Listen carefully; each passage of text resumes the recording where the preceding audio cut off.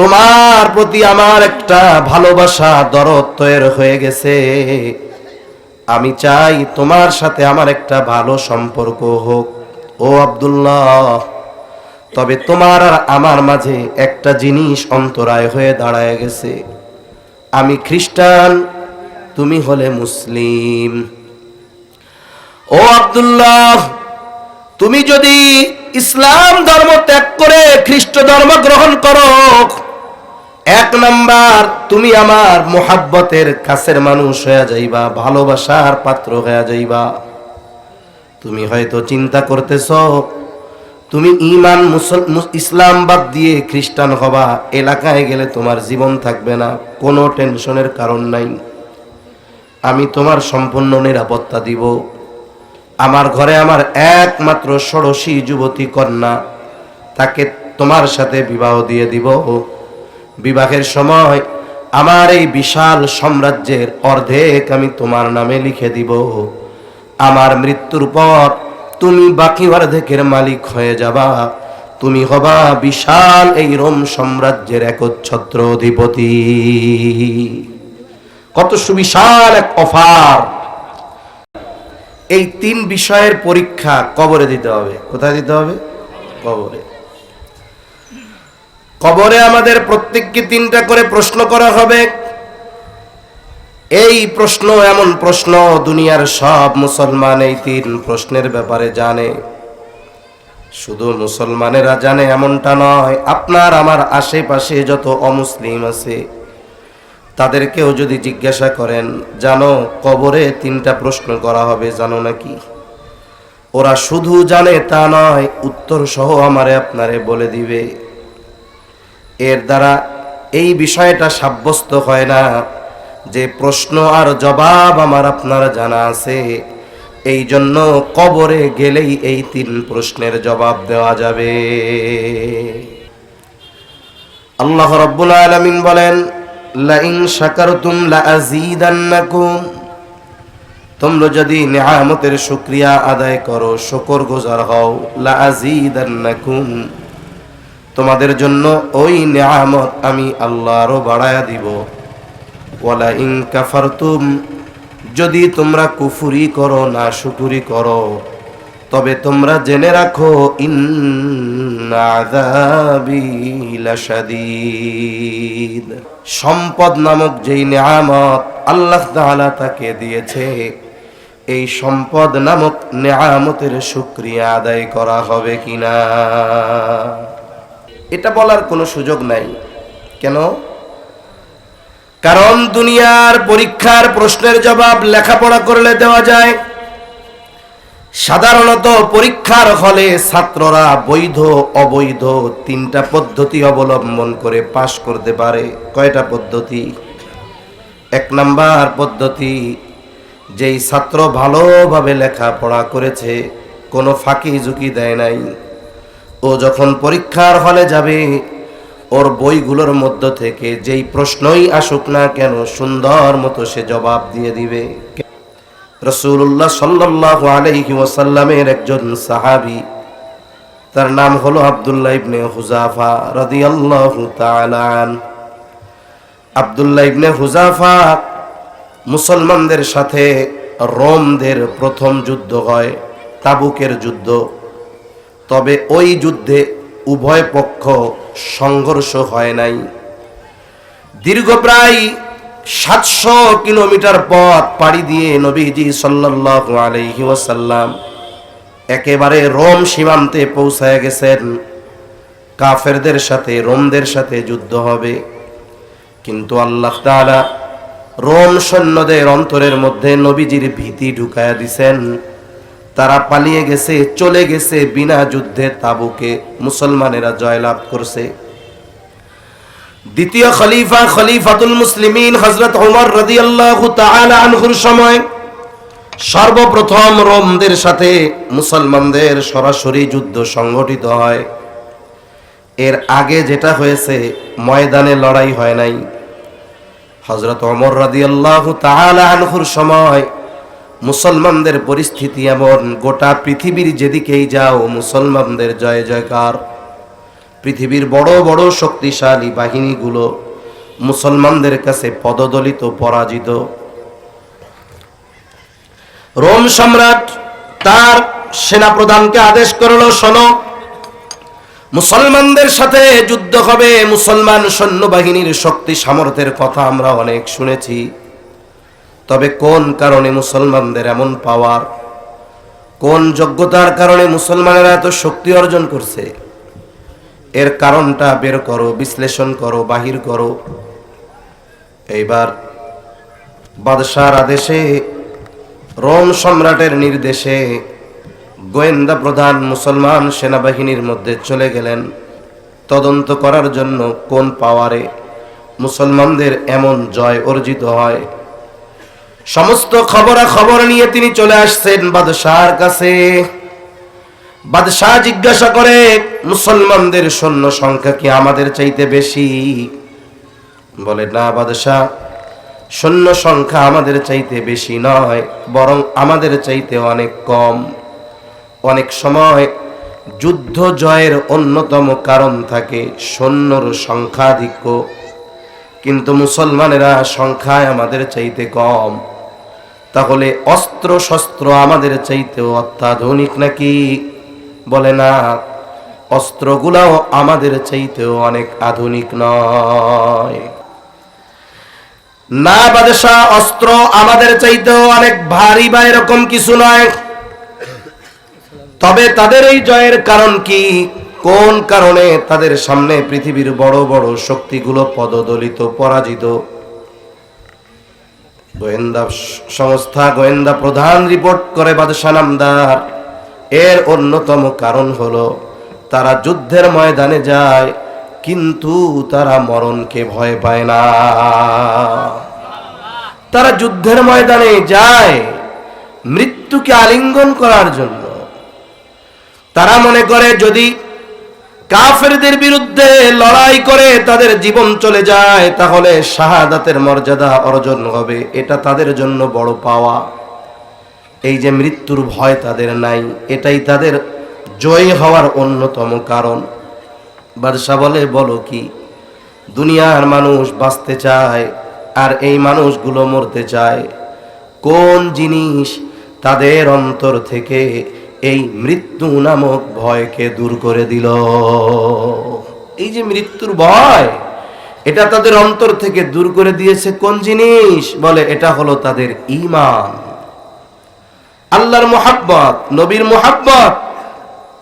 এগুলো তাদের অন্তর থেকে মৃত্যুর ভয় দূর করে দিয়েছে। তারা ঈমানের দিক দিয়ে মজবুত, এই জন্য তাদের কাছে সবচাইতে বেশি প্রিয় হলো ঈমান। আল্লাহ তাআলা তাদের এই ঈমান যে সবচাইতে প্রিয়, এর সাক্ষ্য আল্লাহ তাআলা কোরআনুল কারীমের মধ্যে দিয়েছেন। আল্লাহ তাআলা বলেন, ওয়ালাকিন্নাল্লাহা হাব্বাবা ইলাইকুমুল ঈমান। আল্লাহ তাআলা তাদের কাছে যে সবচাইতে বেশি প্রিয় ঈমান, আল্লাহ তাআলা নিজে এই বিষয়ের সাক্ষ্য দিয়েছেন। এবং তাদের কাছে সবচাইতে অপছন্দের বিষয় হলো কুফরি, নাফরমানি। আল্লাহ তাআলা এই বিষয়ের সাক্ষ্য কোরআনে দিয়েছে। অবাক হলেন বাদশাহ। এবার বলে, ঠিক আছে, যুদ্ধের ফলাফল যা হবে তো হবেই, কিছু জীবিত মুসলমান সৈন্যর একটু আমার কাছে একটু ধইরা পাঠাই দিও, আমি একটু ওদের ঈমানটা পরখ করব, টেস্ট করে দেখব। যুদ্ধ শুরু হয়ে গেল। ঘটনাক্রমে মুসলমানদের একটা দল কাফেরদের হাতে আটক হলো। কোন ঐতিহাসিক লেখেন 40 জনের একটা দল কাফেরদের হাতে বন্দী। বাদশাহর নির্দেশ, পাঠায় দেওয়া হলো রাজধানীতে। বাদশার কাছে খবর দেওয়া হলো, বাদশাহ নামদার, মুসলমানদের একটা দল আমাদের হাতে আটক, আপনি নির্দেশ দিলেই হাজির করা হবে। পরের দিন রাজ দরবারে বাদশার নির্দেশে আটককৃত মুসলিম সৈন্যদের হাজির করা হলো। প্রত্যেকটা সেনাবাহিনীর ইউনিফর্ম থাকে, বোঝা যায় দেখে যে এই সেনাবাহিনী কোন দেশের। কিন্তু মুসলমানেরা যুদ্ধের ময়দানে আসছে, কারো পায়ে জুতা নাই, কারো গায়ের পোশাক ছেঁড়া, চুলগুলো উস্কো খুস্কো। এই মানুষগুলোর চেহারা আর অবস্থা দেখে এটা বোঝা যায় না এই মানুষগুলোর হাতে পৃথিবীর বড় বড় শক্তি মুহূর্তের ভিতরে পরাজিত হয়ে যায়। এদের ভাব সপ্তাহ এমন মনে হয় না যে এরা এমন লড়াই করে যুদ্ধের ময়দানে। পৃথিবীর একটা নিজাম আছে, এই নিজাম সব জায়গায় সবাই চেষ্টা করে। যেমন কেউ যদি প্রতিপক্ষকে নিজের পক্ষে আনতে চায়, প্রথমে যেই জিনিসটা দেয় এটার নাম হলো প্রলোভন বা লোভ। কি বলে? আমার দলে আয়, টাকা পয়সা দিমুনে। এরপরে যদি না হয় তাইলে আস্তে আস্তে তাকে বসে বাগে আনার জন্য তার ক্যাপাসিটি পদ্ধতি পরিবর্তন করতে থাকে। দুনিয়ার শাসকরা এই নিজাম সব জায়গায় ব্যবহার করে। প্রত্যেক দেশের শাসক যদি শাসকের কথা হকপন্থীরা মেনে নেয়, ভালো মানুষ মেনে নেয়, তাইলে জাগতিক সুযোগ সুবিধা দেয় ঠিক, কিন্তু ওই ব্যক্তি জাগতিক সুখ সমৃদ্ধি স্বাচ্ছন্দ্য লাভ করে ঠিক, আখেরাতকে হারায়। ঠিক কিনা বলেন? বাদশাহ এবার উদ্দেশ্য করে বলতেছে, এই তোমাদের এই কাফেলার সর্দারকে, আমিরকে, নেতাকে, কারণ যে কোনো গোত্র বা যে কোনো বংশের যিনি লিডার নেতা, তাকে যদি আয়ত্তে আনা যায়, নাক টানলে মাথা এমনিই আসে। দাঁড়ায় গেছে আব্দুল্লাহ ইবনে হুযাফা, বলে আমি হলাম এই কাফেলার আমির। আব্দুল্লাহ ইবনে হুযাফাকে বাদশাহ ডেকে তার পাশে বসাইলেন। কোন বাদশাহ? বলে তৎকালীন সময়ে গোটা পৃথিবীতে দুইটি পরাশক্তি ছিল, একটা হলো রোম আর একটা হলো পারস্য। এই রোম সম্রাট যার পাশে বসতে পারা বড় সৌভাগ্যের ব্যাপার, এটা কল্পনার ব্যাপার। এই বাদশাহ তার শত্রুকে ডেকে নিয়ে হাসি মুখে তার পাশে বসাইল। কাজটা যেহেতু বাস্তবতার সাথে অমিল, সবার দৃষ্টি ওই দিকে। কি ঘটনা ঘটতেছে সবাই চিন্তা করতেছে। এই বুঝি বাদশাহ আদেশ দেয়, যাও এদেরকে শুলিতে চড়াও অথবা শিরচ্ছেদ করে দাও।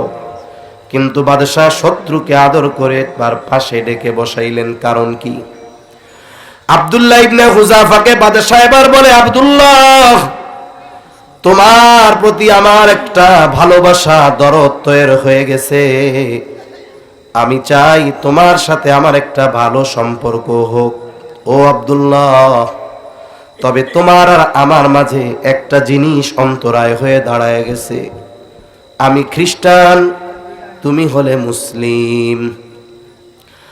ও আব্দুল্লাহ, তুমি যদি ইসলাম ধর্ম ত্যাগ করে খ্রিস্ট ধর্ম গ্রহণ করো, এক নাম্বার তুমি আমার মোহাব্বতের কাছের মানুষ হয়ে যাইবা, ভালোবাসার পাত্র হয়ে যাইবা। তুমি হয়তো চিন্তা করতেছ তুমি ঈমান ইসলাম বাদ দিয়ে খ্রিস্টান হবা, এলাকায় গেলে তোমার জীবন থাকবে না। কোনো টেনশনের কারণ নাই, আমি তোমার সম্পূর্ণ নিরাপত্তা দিব। আমার ঘরে আমার একমাত্র ষোড়শী যুবতী কন্যা, তাকে তোমার সাথে বিবাহ দিয়ে দিব।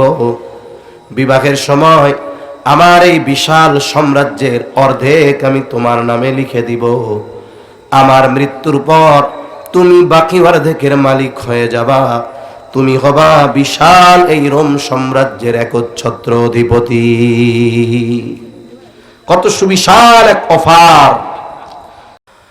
আব্দুল্লাহ ইবনে হুযাফা তার কাছে সবচাইতে প্রিয় ঈমান। আল্লাহ তাআলা বলেন, ওয়ালাকিন্নাল্লাহা হাব্বাবা ইলাইকুমুল ঈমানা ওয়া যায়্যানাহু ফী কুলুবিকুম ওয়া কাররাহা ইলাইকুমুল কুফরা ওয়াল ফুসুকা ওয়াল ইসয়ান।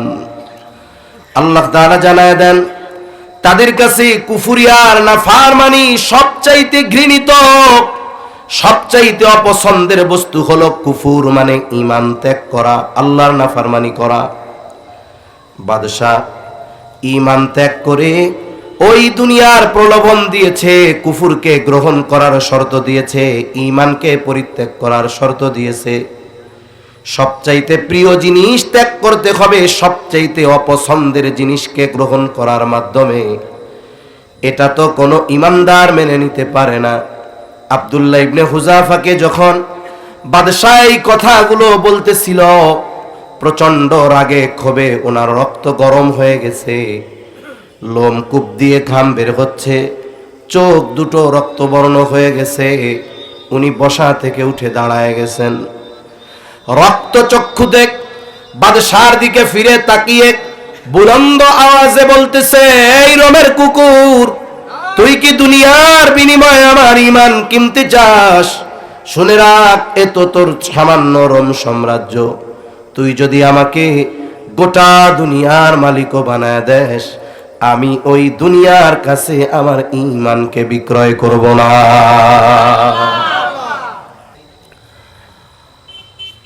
রোমের মানুষ কোনোদিন এটা কল্পনাও করে নাই যে তাদের বাদশার সামনে কেউ উঁচু গলায় কথা বলতে পারে।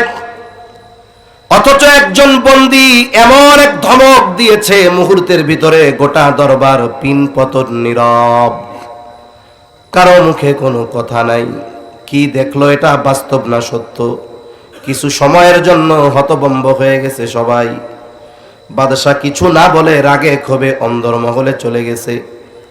একটু পরে আদেশ দিয়েছে, যাও ওরে জেলখানার মধ্যে আটকাও, লোভ দিয়ে ঈমান কেনা যায় নাই। ওকে জেলখানার মধ্যে আটকাও, ঈমানের ক্ষমতা দেখায়, পাওয়ার দেখায়, দেখি কতক্ষণ থাকে এই পাওয়ার। জেলখানায় আটকাও, খাবারও দিবা না, পানিও দিবা না। ডাক্তারকে বলছে খবর রাখবা, যখন দেখবা অবস্থা খারাপ আমার কাছে বলবা। এক সপ্তাহ হয়ে গেছে, আব্দুল্লাহ ইবনে হুযাফা জেলখানার মধ্যে, খাবারও নাই, পানিও নাই। একটা মানুষ 2-3 বেলা যদি না খাই, আমরা মোটামুটি বিছানা ধরা হয়ে যায়, কিন্তু এক সপ্তাহ খাবার নাই, পানি নাই। জেলখানার মধ্যে আব্দুল্লাহ ইবনে হুযাফা শুয়ে আছে।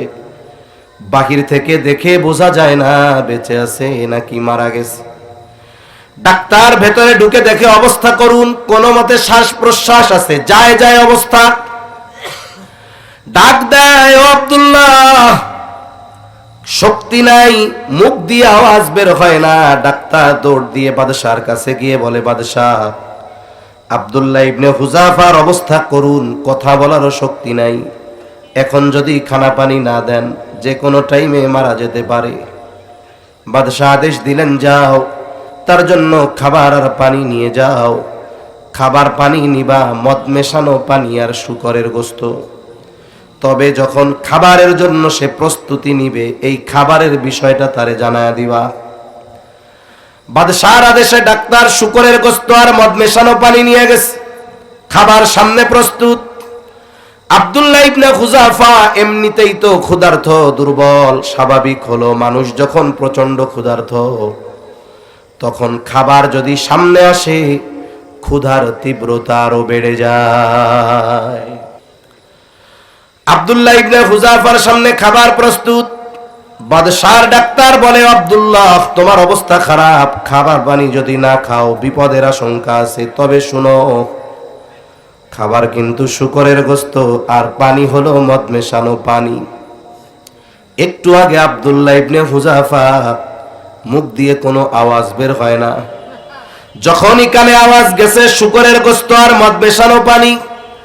ঈমানের পাওয়ার এমন, আব্দুল্লাহ ইবনে হুযাফা ঈমানি আওয়াজে বলতেছে, ডাক্তার এগুলো সরায় ফেলো, না হলে কিন্তু লাথি মেরে সব ফালায়া দিব, আমি মরে গেলেও হারাম ঠোঁটের সাথে লাগাবো না। বাদশার কাছে চলে গেছে ডাক্তার, বলে, ডাক্তার, বাদশাহ অবস্থা বুঝলাম না, একটু আগে ক্ষুধার্ত, এত দুর্বল, কথা বলতে পারে না। যখন বলছি খাবার শূকরের গোশত আর মদ মেশানো পানি, শক্তি কোথা থেকে আসলো জানি না। বাদশাহ এবার চূড়ান্ত সিদ্ধান্ত নিলেন, সর্বোচ্চ ভয়ভীতি প্রদর্শন করা হবে। আদেশ দিলেন, বড় পাতিলের মধ্যে তেল গরম করো, কড়াইয়ের মধ্যে তেল গরম করো। ঐতিহাসিকদের থেকে 2টা বর্ণনা পাওয়া যায়। এক বর্ণনা, বাদশাহর উপস্থিতিতে আব্দুল্লাহ ইবনে হুযাফাকে হাজির করা হলো, শুলিতে চড়ানো হলো। শুলি, ওই যে ক্রুশ আছে খ্রিস্টানদের, ওই রকম একটা কাঠের সাথে উঁচু করে 2 হাত 2 দিকে বেঁধে পা বেঁধে রাখা হলো। সামনে তীরন্দাজ, তীর নিক্ষেপ করা হবে তার বুকে মুখে, গোটা দেহ ক্ষতবিক্ষত হয়ে যাবে। তীরন্দাজদেরকে আদেশ দেওয়া হলো তীর মারবা, তবে গায়ে যেন না লাগে, ভয় দিবা। তীরন্দাজেরা আশেপাশে তীর মারে আর ভয় দেয়, আর বাদশাহ বলে আব্দুল্লাহ এখনো সুযোগ আছে, কথা মানো, ছাড় পাওয়া যাবা। যেই ওয়াদা যেই প্রতিশ্রুতি তোমার সাথে দেওয়া হয়েছে সেগুলো পূরণ করা হবে। ঈমানি পরীক্ষার একটা স্তর আছে, স্তর বলে ওই স্তর যখন কেউ অতিক্রম করে পরীক্ষা যত কঠিন হয় তার ঈমানের শক্তি তত বাড়তে থাকে, তখন তার মৃত্যুর ভয় থাকে না। আব্দুল্লাহ ইবনে হুযাফা ওই অবস্থার উপরেও ঈমানের উপরে অনড়। আর এক বর্ণনা আসছে আব্দুল্লাহ ইবনে হুযাফা এত দুর্বল, দুইজনের কাঁধে ভর করে বাদশার সামনে ফুটন্ত তেল টকবক করতেছে। বাদশা তেল দেখায় বলে আব্দুল্লাহ এখনো সময় আছে, আমার কথা মানো, নাইলে তোমারে কিন্তু তেলের মধ্যে ফালায়া দেওয়া হবে। আব্দুল্লাহ ইবনে হুযাফা অবস্থার উপরে অনড়, মরবতাও আমি ঈমান ছাড়ব না, গোপনও করব না, ছাড়া তো বহুদূর, ঈমান গোপনও করব না। এবার বাদশা আদেশ করলো যাও জেলখানা থেকে একজন মুসলিম কয়েদি ধরে আনো। বাদশার আদেশে একজন মুসলমান কয়েদি আনা হলো।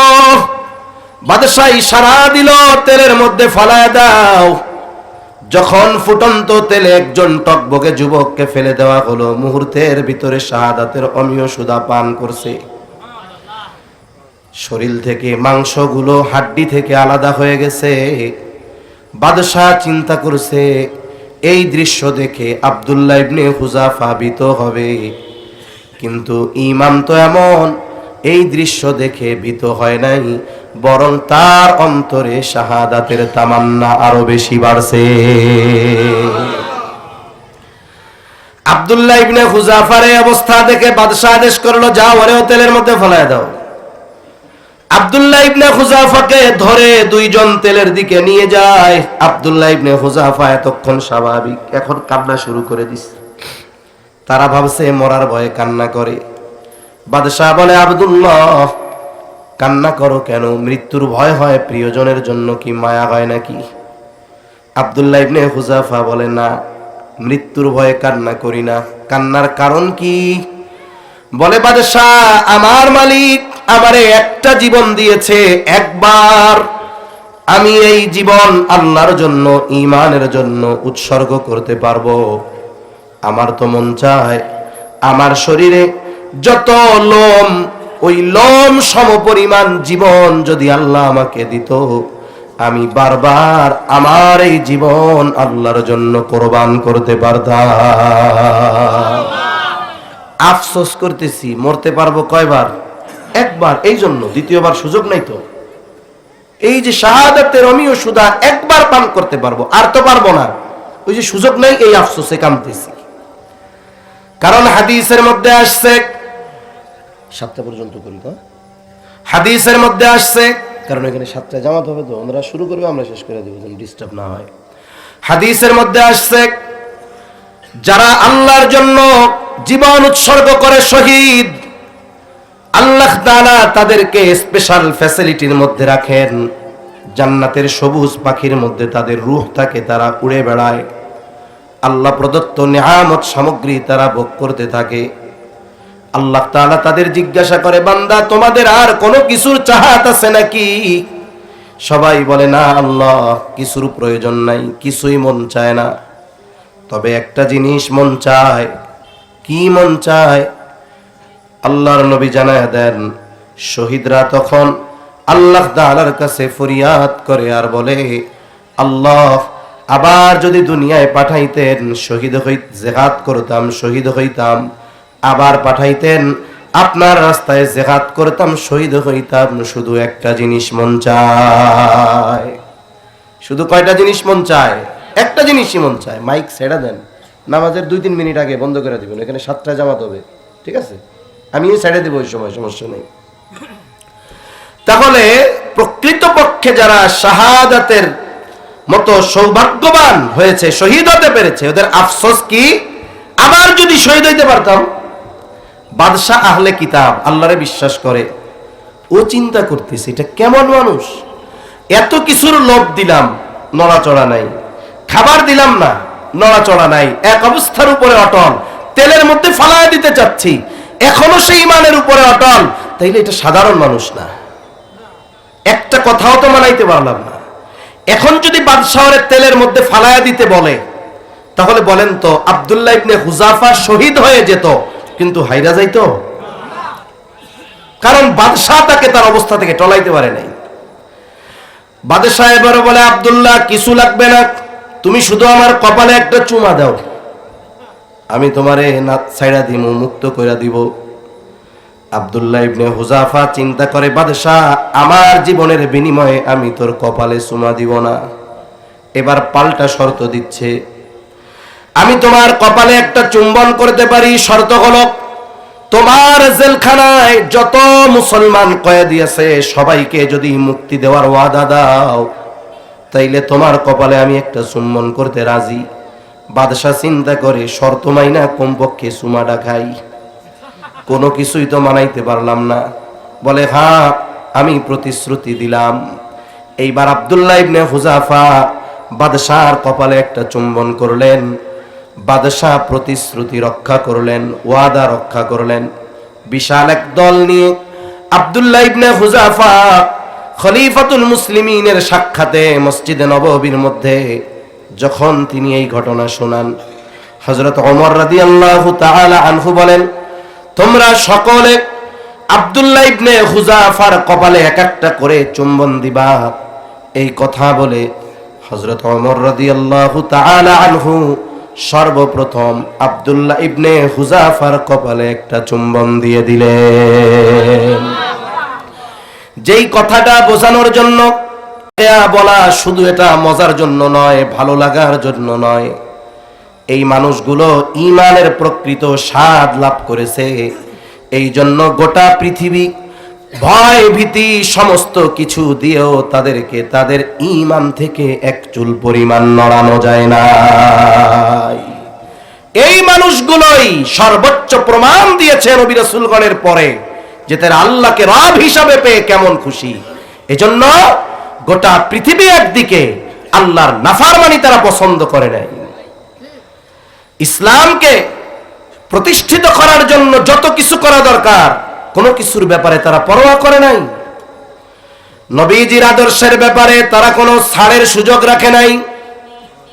এই মানুষগুলোই মুখে স্বীকৃতি দেওয়ার সাথে সাথে বাস্তবিক আমলে পরিণত করে দেখায় দিয়েছে যে তারা আল্লাহকে রব হিসাবে পেয়ে খুশি, ইসলামকে দিন হিসাবে পেয়ে খুশি, নবীকে মুহাম্মদুর রাসূলুল্লাহ সাল্লাল্লাহু আলাইহি ওয়াসাল্লামকে নবী হিসাবে পেয়ে খুশি।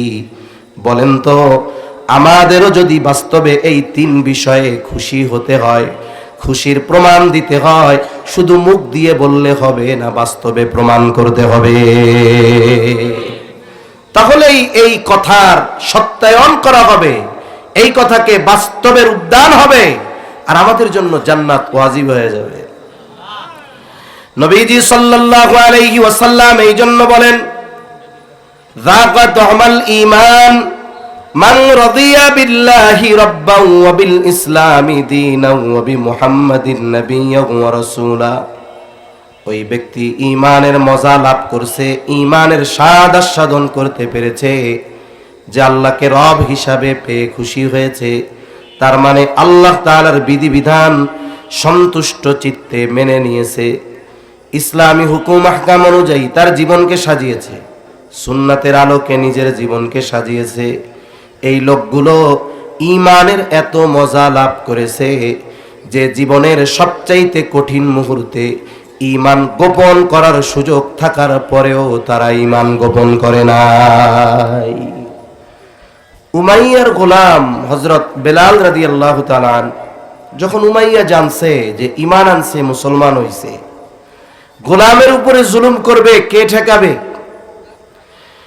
হযরত বেলাল রাদিয়াল্লাহু তাআলা আনহুকে মরুভূমির মধ্যে উত্তপ্ত গরম বালু, যেই জায়গায় কড়াই রেখে উপরে তেল দিলে তেল গরম হবে, ডিম ভেজে খাওয়া যাবে, এত গরম, খালি পায়ে হাঁটা যাবে না, এত গরম। এমন জায়গায় শুয়ায়া ঘোড়ার সাথে ওনাকে বেঁধে, ঘোড়ার সাথে উটের সাথে বেঁধে দেওয়া হতো, আর ওইগুলা টানতো, বালির মধ্যে চলতেছে এইভাবে, আর মুখ দিয়া শুধু বের হয় আহাদ আহাদ আহাদ, আল্লাহ এক, আল্লাহর একত্ববাদের কথা বারবার জবান দিয়ে বের হচ্ছে।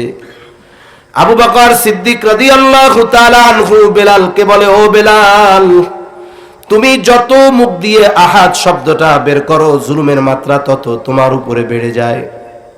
তুমি একটু চুপ থাকো, কথাটা মনে মনে বলো, আওয়াজ করে বলো না। তুমি যদি একটু ঈমানটা গোপন রাখো, কথাটা যদি না বলো, তাইলে তোমার উপরে জুলুমটা কিছু হালকা হবে। কিন্তু বেলাল ঈমানের মজা, এমন মজা পেয়েছে যে শাস্তির কষ্টের চাইতে আল্লাহকে ডাকার মধ্যে সে বেশি মজা পেয়ে গেছে। এজন্য জুলুম তাকে তার অবস্থা থেকে টলাতে পারে নাই, বরং জুলুমের মাত্রা বেড়েছে আর আল্লাহকে ডাকার পরিমাণও সে বাড়াইয়া দিছে। সুবহানাল্লাহ। তাদের মতো ঈমান তো আমাদের অর্জন করা সম্ভব নয়, কারণ তাদের ঈমানের উপমা দিয়েছেন আল্লাহ তাআলা। আল্লাহ তাআলা আমাদেরকে নবী রাসূলগণের মতো ঈমান আনতে বলেন নাই, ওটা সম্ভব না। আমিনু কামা আমানান নাস, তোমরা ওই মানুষদের মতো ঈমান আনো, কারা? সাহাবায়ে কেরামের মতো ঈমান আনার কথা বলা হয়েছে। এজন্য সাহাবায়ে কেরামের এই ঈমান দীপ্ত ঘটনাগুলো আমাদের হৃদয়ে ওই রকম ঈমান আনায়ন করার ব্যাপারে আগ্রহ পয়দা করে। যদিও তাদের মতো ঈমান আনা আমাদের সম্ভব নয়, কিন্তু চেষ্টা প্রচেষ্টা অব্যাহত রাখা যেতে পারে। সাথে সাথে একটা আমল বলে কথা শেষ। রাসূল আকরাম সাল্লাল্লাহু আলাইহি ওয়াসাল্লাম বলেন, তিরমিজির বর্ণনা, মান ক্বালা রাদিতু বিল্লাহি রাব্বান ওয়া বিল ইসলামি দীনা ওয়া বিমুহাম্মাদিন নাবিয়্যান ওয়া রাসূলা, যে বলবে রাদিতু বিল্লাহি রাব্বা, আমি রব, আল্লাহকে রব হিসাবে পেয়ে খুশি, ওয়া বিল ইসলামি দীনা, আমি ইসলামকে দিন হিসাবে পেয়ে খুশি, মুহাম্মাদুর রাসূলুল্লাহ সাল্লাল্লাহু আলাইহি ওয়াসাল্লামকে নবী হিসাবে পেয়ে খুশি। আরেক বর্ণনায় আসছে সালাসা মাররাত, তিনবার বলবে। আরেক বর্ণনায় সকালে তিনবার, সন্ধ্যায় তিনবার। নবীজি বলেন ওয়াজাবাত লাহুল জান্নাহ, তার জন্য জান্নাত ওয়াজিব হয়ে যাবে। তাহলে এই কথাগুলো বলার উদ্দেশ্য কি শুধু মুখ দিয়ে বলা, না বাস্তবেও প্রমাণ করা? সকাল সন্ধ্যার আমলটা কেন? এটা হলো অ্যালার্মের মতো। কিসের মতো? যেমন কেউ সকালে অফিসে যাবে, কোনো কাজ যখন থাকে, ফজরের সময় উঠতে হবে, উদ্দেশ্য নামাজ, কিন্তু অ্যালার্ম দিলে ঘুম থেকে জাগাটা সহজ হয়। অফিসে যাবে 9টায়, 8টায় অ্যালার্ম দেওয়া, সে সতর্ক হয়ে যায়, এই 9টা বেজে যাচ্ছে, যদি আমার কোনো ত্রুটি বিচ্যুতি চলে আসে, আমার এই সকাল সন্ধ্যার আমল আমাকে মনে করায় দিবে, এই আল্লাহর বান্দা, তুই না আল্লাহকে রব হিসাবে পেয়ে খুশি, খবরদার তোর দ্বারা যেন আল্লাহর কোনো নাফরমানি না হয়। এই আল্লাহর বান্দা, তুই না ইসলামকে দিন হিসাবে পেয়ে খুশি, তোর দ্বারা যেন কোনো ইসলাম বহির্ভূত কাজ সংগঠিত না হয়। এই আল্লাহর বান্দা, তুই না নবীকে, মুহাম্মাদুর রাসূলুল্লাহকে নবী হিসাবে পেয়ে খুশি, খবরদার তোর দ্বারা যেন কোনো সুন্নাহ বহির্ভূত কাজ না হয়। বলা এবং করা, এই দুটার মাধ্যমে যদি আমরা আমাদের খুশির প্রমাণ দিতে পারি, তাহলে আমাদের জন্য জান্নাত সুনিশ্চিত ইনশাআল্লাহ। আমলটা করবো তো ইনশাআল্লাহ। সাথে সাথে ইসলামের আলোকে জীবনকে সাজাবো। সাহাবায়ে কেরামের ঈমানদীপ্ত ঘটনাগুলো পড়বো। সময় সুযোগ আছে, হেকায়াতে সাহাবা মসজিদগুলোর মধ্যে আছে, আমরা পড়বো। ফাজাইলে আমল থেকে সাহাবায়ে কেরামের জীবনীগুলো পড়বো। এগুলো আমাদের সুপ্ত ঈমানকে তপ্ত করবে। যেমন একটা গাছ যখন হেলে পড়ে, একটু পানি যখন দেওয়া হয়, তখন সকালে দিলে বিকাল হতে আবার তরুতাজা হয়ে যায়। এই সাহাবায়ে কেরামের এই জীবনীগুলো, এই ঘটনাগুলো আমাদের ওই নেতিয়ে পড়া ঈমান আমলকে তরুতাজা করবে ইনশাআল্লাহ। সাথে সাথে সাহাবায়ে কেরামের মহব্বত আমরা অন্তরে রাখবো। প্রত্যেকটা মসজিদে, অধিকাংশ মসজিদে সানি খুতবা, শেষ খুতবার মধ্যে আমাদের সতর্ক করা হয়, আমরা খুতবা বুঝি আর না বুঝি, ফাযকুরুনি আযকুরুকুম এটা আমরা সবাই বুঝি। এজন্য কি আমার মসজিদেও প্রায় দিন ওয়াজ করি নামাজে দাঁড়ানোর পরে যে ভাই আমি যখন নামবো এরপরে দাঁড়াবেন, কিন্তু ও আল্লাহ যখন কই ফাযকুরুনি ওয়াশকুরুলি ওয়ালা তাকফুরুন যাওয়া লাগে না, এর আগে সবাই দাঁড়ানো সারা।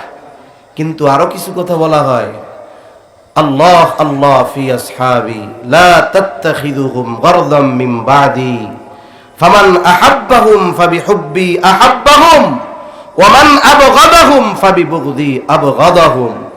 আল্লাহর নবী সতর্ক করে দিয়ে গেছেন, খবরদার, হুঁশিয়ার, আমার সাহাবায়ে কেরামকে তোমরা সমালোচনার পাত্র বানাবা না। আল্লাহ আল্লাহ ফি আসহাবি লা তাত্তাখিযুহুম গারদাম মিন বাদি ফামান আহাব্বাহুম ফাবিহুব্বি আহাব্বাহুম ওয়া মান আবগাদাহুম ফাবিবুগদি আবগাদাহুম। যারা তাদেরকে মহব্বত করবে তারা আমারে মহব্বত করবে, আর যারা তাদের সাথে শত্রুতা বিদ্বেষ লালন করবে তারা কেমন যেন নবীজির সাথে বিদ্বেষ লালন করবে। এজন্য অনেক সময় জাগতিক কিছু স্বার্থ হাসিল করতে গিয়ে ইতিহাসের অনেক ঘটনাকে আমরা অপব্যাখ্যা করে সাহাবায়ে কেরামের উপরে দোষ ত্রুটি চাপিয়ে দেওয়া হয় কি হয় না? এত বেয়াদব যে সাহাবায়ে কেরামের নাম উচ্চারণ করার সময় আগে হযরত বলাও ভাল লাগে না, পরে রাদিয়াল্লাহু তাআলা আনহু বলে না। এরকম আছে না কিছু বেয়াদব? সেজন্য সাবধান, সাহাবায়ে কেরামের ব্যাপারে আমরা কখনো দোষ অন্বেষণ করব না, কারণ তাদের ব্যাপারে আল্লাহর ঘোষণা রাদিয়াল্লাহু আনহুম ওয়া রাদু আন। তাদের ব্যাপারে আল্লাহর ঘোষণা ওয়ালাকিন্নাল্লাহা হাব্বাবা ইলাইকুমুল ঈমান ওয়া যায়্যানাহু ফি কুলুবিকুম ওয়া কাররাহা ইলাইকুমুল কুফরা ওয়াল ফুসুকা ওয়াল ইসয়ান। এরপরে ওয়া উলাইকা হুমুর রাশিদুন, তারা যে সৎপথ প্রাপ্ত তাদের উপরে আল্লাহ সন্তুষ্ট, তারা আল্লাহর উপরে সন্তুষ্ট ঘোষণাকার। আল্লাহ তাআলা আমাদের সকলকেও এই মকবুল জামাতের অনুসরণ করে ঈমানের স্বাদ অনুধাবনের তৌফিক আল্লাহ দান করেন বলি আমিন। ওয়া আখিরু দাওয়ানা আনিল হামদুলিল্লাহি রাব্বিল আলামিন। আসসালামু আলাইকুম ওয়া রাহমাতুল্লাহি ওয়া বারাকাতুহু।